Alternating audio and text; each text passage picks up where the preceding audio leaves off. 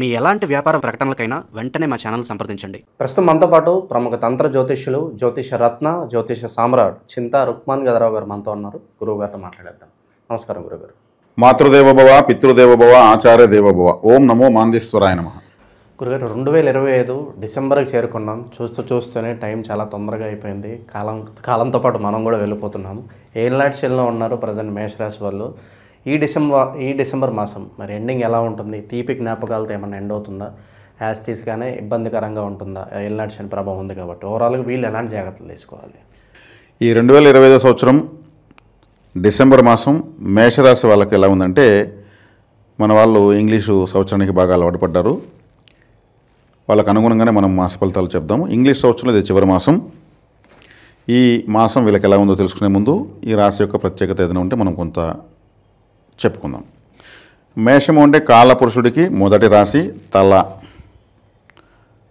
ఈ మేషరాశి మేక యొక్క తల ఎలా ఉందో అలా ఆకాశంలో కనిపించడం వల్ల ఇది మేషము. మేషం అంటే మేక అని అర్థం అనమాట. కాలపురుషుడి తల కాబట్టి వీళ్ళు ఎక్కువగా కాలభైరవ ఆరాధన ఎక్కువ చేయాలి. వీళ్ళు అష్టమ రాశి కూడా వీళ్ళకు వృశ్చికమైంది, దానికి కూడా అధిపతి కుజుడే అయినాడు.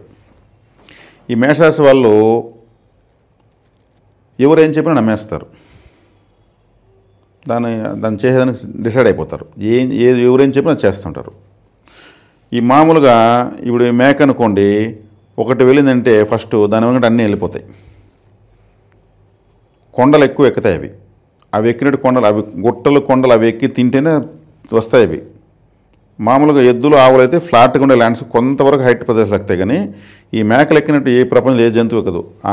వాటిపైన రాయిని పరుగులు ఎత్తాయి కావాలంటే. అంటే ముందు వెనక ఆలోచించకుండా పొడుస్తాయి.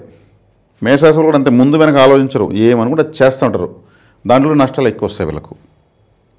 తలకు సంబంధించిన సమస్య కంపల్సరీ ఉంటుంది. హెడేక్ కానీ హెయిర్ ఫాలింగ్ కానీ ఏదో ఒకటి ఉంటుంది. నేను చాలా నెలలుగా చెప్తూనే ఉన్నా ఆ విషయాన్ని మాత్రం. అంటే వీళ్ళు గుడ్డిగా ఇంకొకరు నమ్మకూడదని అర్థం. కాలభైరవాదన ఎక్కువ చేయాలి. కాబట్టి వీళ్ళు ఎక్కువ కష్టము తక్కువ ఫలితము, ఎక్కువ ఆలోచనలు ఎక్కువ పనులు చేసేయాలనేటువంటి చేస్తూ ఉంటారు వీళ్ళు. ఇంకోటి ఏమంటే, వీళ్ళు తినాలని డిసైడ్ అయితే మాత్రము ఎంతైనా తింటారు. వీళ్ళు ఒక 10 వెరైటీస్ కూడా సరే తింటారు. మళ్ళీ లావెక్కరు,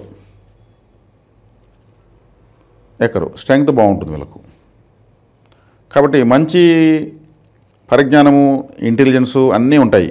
ఫలితమే చూస్తే అదే ఒక ఐస్ గడ్డలా కరైపోయింటుంది. ఎఫర్ట్ ఏమో ఎంతో ఉంటుంది, రిజల్ట్ తక్కువ ఉంటుంది.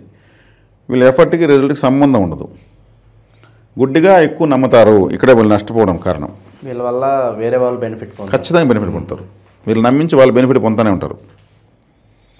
వీళ్ళకి తెలిసినా కానీ మళ్ళీ వీళ్ళు ఏం చేస్తారు, వీళ్ళకి సహజంగా వీళ్ళకు నాలెడ్జ్ ఉంటుంది కాబట్టి మళ్ళీ ఇంకోటి ట్రై చేసుకుంటారు. ఆడ ఇంకొకరికి ఉపయోగపడిపోతారు. ఈ మధ్య కూడా మన రాష్ట్రాల్లో చెప్పారు, ఎందుకు గురుగారు ప్రతి నెల ఇదే చెప్తున్నారు రొటీన్గా అంటే, వీళ్ళ యొక్క ప్రత్యేకమైన లక్షణం ఇదే, ఎక్కువ లక్షణం ఇదే అనమాట.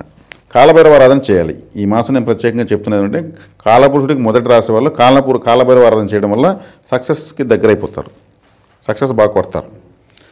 ఎందుకంటే ఈ రాశి చక్రాన్ని కాలభైరవుడితోనే పోల్చారు. కాలభైరవుడే మనిషి పుట్టినప్పుడు మొట్టమొదటి తలే వచ్చి ప్రపంచాన్ని చూస్తుంది, బ్రీతింగ్ చేస్తుంది. కాబట్టి వీళ్ళు అశ్విని నక్షత్రంతో ఈ రాశి ప్రారంభమవుతుంది. ఆ అశ్విని నక్షత్రం కేతు అధిపతి. కేతు గ్రహానికి తల లేదు. మళ్ళీ ఈ రాశి ఏమో తల. అంటే వీళ్ళు తెలివితేటలు ఉంటాయి, మళ్ళీ చేతకంతనం ఉంటుంది అనే విధంగా, అరే మనమే తప్పు చేశాము, ఇంత తెలివి ఉంది నీకు, నువ్వు ఎందుకు ఉపయోగపడలేదు. కొంతమంది నిష్ఠూరం చేస్తూ ఉంటారు. ఏమోలేరా నా వల్ల మంచి జరిగింది పో అనే లెక్కలు అంటారు. ఆడవాళ్ళైనా కూడా ఇదే పరిస్థితి. అందువల్ల వీళ్ళు ఆఫ్టర్ మ్యారేజ్ ఫ్యామిలీకి బాగా ఉపయోగపడిపోతారు. ఆడవాళ్ళు అయితే మగవాళ్ళకి వీళ్ళ వల్ల వాళ్ళకి బెనిఫిట్ కదా, ఫ్యామిలీకి బెనిఫిట్, ఎవరికొవరికి బెనిఫిట్ కాబట్టి కుటుంబానికి ఎక్కువ బెనిఫిట్. ఫైనల్గా తీసుకుంటే టోటల్గా వీళ్ళు ఏదో సాధించలేకపోయిన అసంతృప్తినే ఉండాల్సి వస్తుంది. అదే ఎక్కువ మందిలో తేలుతూ ఉంది. గిల్టీ ఎక్కువ ఉంటుంది. ఎఫర్ట్కి రిజల్ట్కి తేడా లేనప్పుడు అదే వస్తుంది, ఎవరికైనా వస్తుంది. ఈ రాశిలోనే రవిగ్రహం ఉచ్చస్థితి పొందుతుంది. కొంతమంది ఈ రాశిలో హెడ్ వెయిట్ ఉండేవాళ్ళు దండిగా ఉంటారు. భలే తల్లపోగులు వాడికంటూ ఉంటారు. తలే కదా ఈ రాశి, అక్కడే కదా రవిగ్రహము. రవిగ్రహం అంటే గ్రహరాజు కదా. ఇంకోటి ఏమంటే ఈ రాశిలో ప్రత్యేకమైన విషయం ఏంటంటే, అశ్విని నక్షత్రంలో పుట్టిన వాళ్ళు ఉంటారు కదా, వాళ్ళు కానీ వాళ్ళ చేతితో ఒక మెడిసిన్ తీసుకున్నాం అనుకోండి, ఇమ్మీడియట్ తగ్గుతుంది. అశ్విని నక్షత్రం అంటే వైద్య నక్షత్రము. అశ్విని దేవతలు దేవ వైద్యులు. ఆ అశ్విని నక్షత్రంలో ఎవరంటే వాళ్ళ చేతితో ఏదైనా వాటరో ఒక కషాయమో ఒక ట్యాబ్లెట్ తీసుకుంటే అవతల వ్యాధుల వల్ల తొందరగా తగ్గుతుంది. తీవ్ర వ్యాధులతో ఎవరైనా వాళ్ళ ఈ అశ్విని నక్షత్రంలో పుట్టిన వాళ్ళు ఎవరంటే వాళ్ళ ఇంట్లో ఎవరైనా తీవ్ర వ్యాధులతో ఉంటే వాళ్ళ చేత డైలీ మాత్ర వాళ్ళకి ఇస్తూ ఉండమని చెప్పచ్చు. మంచిది. ఇది మంచి విషయం కదా. వైద్యులు అంటే ప్రపంచానికి ఉపయోగపడేవాళ్ళు కదా. ఈరోజు వైద్యులు లేకపోతే ప్రపంచం గోయిందా. అటువంటి నక్షత్రంతో ప్రారంభమైందన్నమాట ఇది. కాబట్టి రవిగ్రహం కాబట్టి వీళ్ళకు ఈ రాజకీయపరమైనటువంటి ప్రజా సంబంధాలతోనూ బాగా కనెక్టివిటీ బాగా పెట్టుకుంటారు. ఓపెన్ ప్లానెట్ కదా. అందున ఇక్కడ శుక్ర నక్షత్రం భరణి ఉంది. భరణి నక్షత్రం అంటే కాళికాదేవి యొక్క నక్షత్రం. కామాఖ్య కాళికాదేవి. కాళికాదేవి ఆరాధన కూడా అద్భుతంగా ఉంటుంది. ఇది ఈ మాసం మనం క్లుప్తంగా ఇక్కడ కట్ చేద్దాము. ఇక మేషరాశి వాళ్ళకి ఈ మాసం రాశ్యాధిపతి అష్టమ స్థానం భాగ్యస్థానానికి వస్తున్నాడు, అది మంచిది. అదేవిధంగా రవిగ్రహం పంచమాధిపతి భాగ్యానికి వస్తున్నాడు, అది మంచిది. బుధ శుక్ర గ్రహాలు కూడా ముందు వెనక వీళ్ళతోనే ప్రయాణిస్తున్నారు.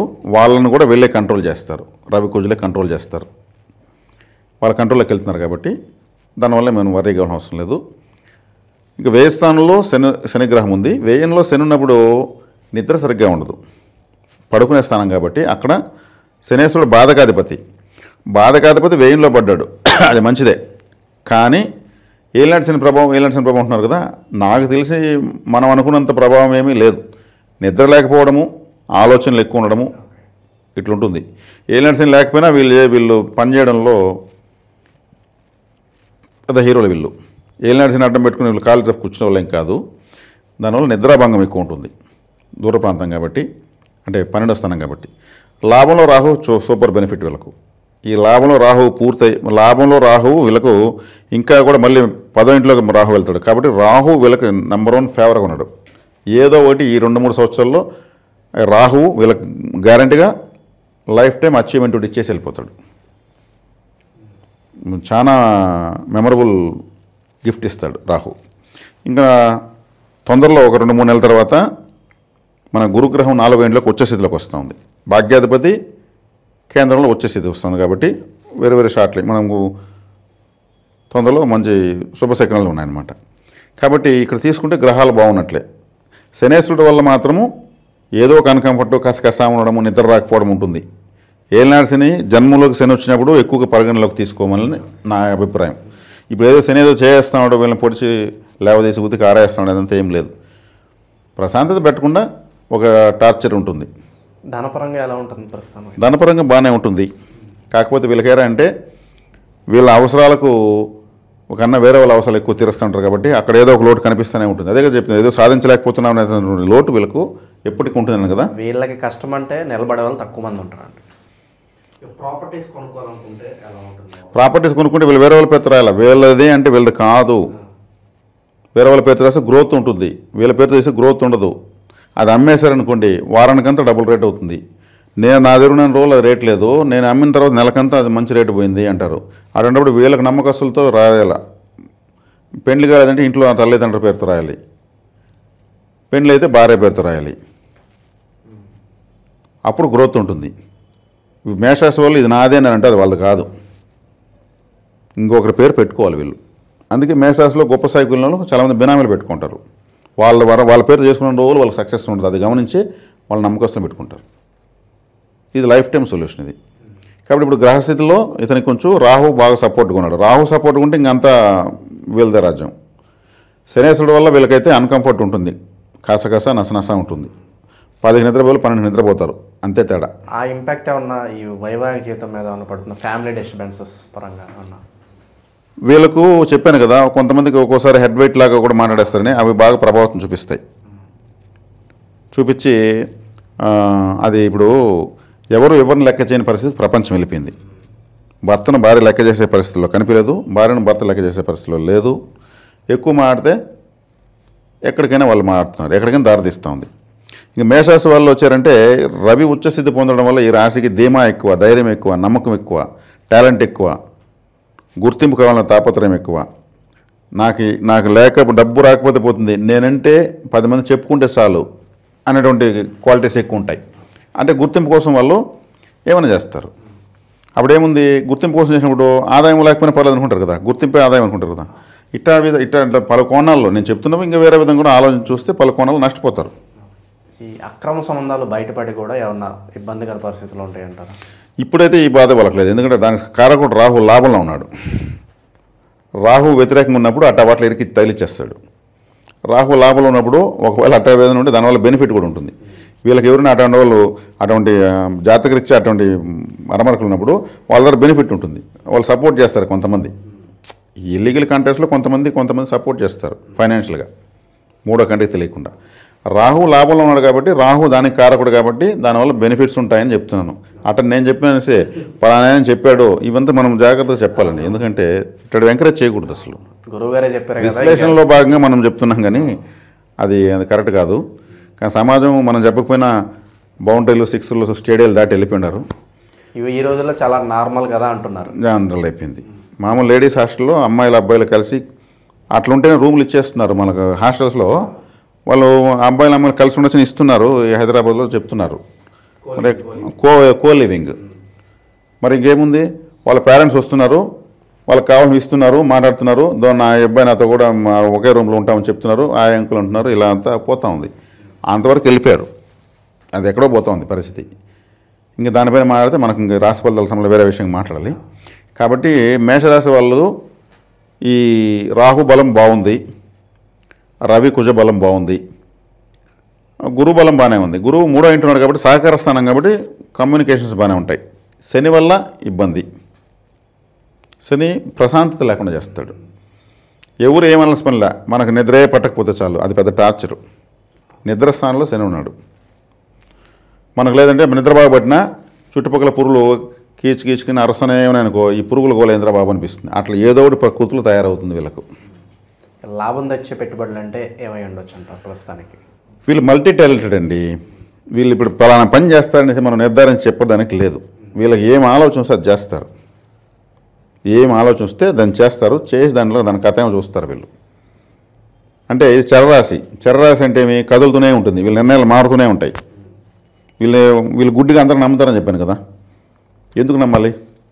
ఒరే బాబు నీ పని ఇది, నాకు టాలెంట్ నేను చేసుకున్నానొచ్చు కదా. ఒకటి చిన్న విషయం ఒకటి అంటనేస్తే వీళ్ళు బాగా దాన్ని జూమ్ చేసి మొత్తం చూసి ఇది వాడిని పిలిచి చెప్తారు, నీ ఇది కాదురా బాబు, దీని వెనక ఇంత ఉంది, నువ్వు చేసుకుంటే చేసుకో, లేదా చేసేమని చేయిస్తాను, అన్ని ఆఫర్లు ఓపెన్ ఆఫర్లు ఇస్తారు వీళ్ళు. స్టార్టింగ్లో మనం మాట్లాడుకున్నాం, వీళ్ళ చేసిన పనికి వీళ్ళకి అంతగా గుర్తింపు రాదు, కష్టం వేరే వాళ్ళు వెతికెళ్ళిపోతారు అన్నమాట. ఆ ప్రభావం ఎంతో కొంత తగ్గి, సో వీళ్ళు పడిన కష్టానికి ప్రతిఫలం రావాలంటే మంచి రెమెడీ ఏమైనా ఉంటుంది? కాలభైరవారాధన చెప్పాను కదండి, కాలభైరవారాధన చేయాలి. వీళ్ళకి నమ్మకస్తులు అంటే వీళ్ళ తల్లి తండ్రి కూడబుట్టిన అన్నదమ్ములు నమ్మకంగా ఉంటే వాళ్ళతో, లేదా పెండ్లైంటే భార్యతో, పిల్లలతో ఎక్కువ ప్రాపర్టీస్ ఇట్లాంటివన్నీ పెట్టాలి. వాళ్ళ అకౌంట్లో డబ్బులు పెట్టి వీళ్ళు తీసుకోవాలి. వీళ్ళ దగ్గర డబ్బులు నిలవదు, వీళ్ళే బెటరు. దాన్ని ఏదో దానికి దీన్ని చేద్దాం, దాన్ని చేద్దాం, ఇది చేద్దాం, అన్నీ ఇట్లంటూ ఉంటాయి. గాల్లో వేళ్ళు ఇట్లంటూ ఉంటాయి. ఏదో ఒక లెక్కలు వేస్తూనే ఉంటారు, చేస్తారు. లాభం వచ్చింది సంతోషం, మళ్ళీ దాన్ని ఇంకో దాంట్లో పెడతారు. నష్టం వచ్చింది ఇంకోటి చూస్తారు. ఆగరు వీళ్ళు, ఏదో ఒకటి చేస్తుంటారు. కాకపోతే ఎక్కువ నష్టాలు తేలిపోతాయి. అదే వచ్చింది. వీళ్ళు చేసే ప్రయత్నాలు వీళ్ళ దూకుడు అలా ఉంటుంది. దూకుడు స్థిమితంగా ఉండలేదు. చరరాశి కాబట్టి అందులో మేషం అంటే అగ్నితత్వ రాశి, కుజుడు రాశ్యాధిపతి. కుజుడు అంటే ఏమి అసలు? ఫైటింగ్ మాస్టర్ గుమ్మున కూర్చుంటాడా? ఒక సైనికుడు గుమ్మున చోట గొంతు కూర్చొని మెడిటేషన్ చేస్తాడా? తిరుగుతూ ఉంటాడు. అట్లాగే వీళ్ళు కూడా జీవితం పైన అన్వేషణ చేస్తారు. కాబట్టి వీళ్ళు దీన్ని కంట్రోల్ చేసుకుంటుంటే కాలభైరవారాధన చేయాలి అంతే, మిగతాత్ర పరిహారాలు లేవు. కాలభైరవారాధన నమ్మి చేయాలి. కాలభైరవం ఎక్కువ చదువుకోవచ్చు, చాలా మంచిది.